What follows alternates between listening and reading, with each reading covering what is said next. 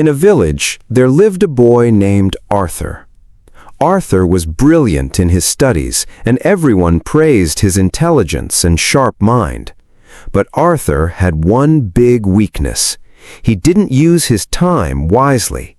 His days were spent playing with friends, gaming on his phone, and indulging in unnecessary chatter. His parents tried many times to explain the value of time to Arthur, but Arthur couldn't grasp how precious time was. He always thought, "I have plenty of time, I'll do everything later. For now, let me enjoy life." One day, the annual exam results were announced at his school. This time, Arthur scored below average, far worse than expected. His teachers, who used to praise him, were now disappointed. Even his friends started distancing themselves from him. When Arthur returned home, he saw his parents looking at his report card with visible disappointment in their eyes. Arthur felt angry at himself, but didn't know how to change his habits. That night, Arthur went to his grandfather, who was one of the most respected and wise elders in the village. Sitting by his side, Arthur shared his troubles. He said, "Grandpa, I don't understand why I failed this time, even though I'm a good student." His grandfather listened carefully and then smiled, saying, "Son, the problem isn't that you're not a good student. The problem is that you've taken time for granted. Time is very precious. If used properly, it can lead you to success, but if wasted, it will pull you back." Confused, Arthur asked, "But Grandpa, we always have time, don't we? I can always use it later, right?" Grandpa became serious and said, "No, son. Time is like the flowing water of a river. Once it flows away, it never comes back. Let me tell you a story that will help you understand the value of time." Grandpa began, "A long time ago, there was a powerful king named King William. He had immense wealth, grand palaces, and countless servants. But William had one habit of wasting his time on trivial matters.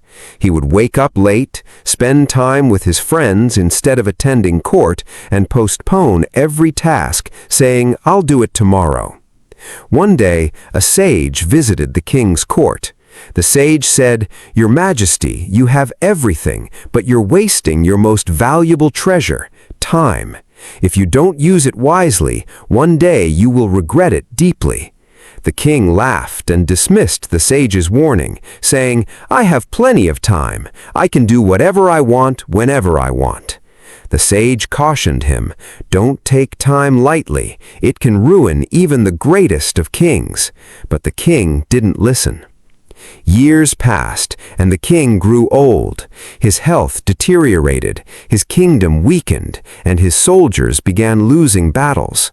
His people lost faith in him.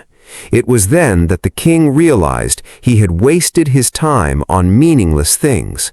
He tried to find the sage to seek his advice, but the sage was nowhere to be found. The king regretted his actions, but time had slipped away. All his wealth and power couldn't save him in the end. The king understood that time is the real treasure. Hearing this story, Arthur was deep in thought. For the first time, he realized how much precious time he had wasted. He asked his grandfather, "Grandpa, can I still change my life by using my time wisely?"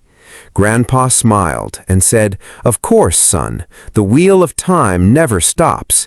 If you start using your time from today, nothing can stop you from achieving success. But remember, don't postpone anything to tomorrow. Do what you can today." From that day onwards, Arthur resolved to use his time effectively. He created a daily routine and allocated time for every task.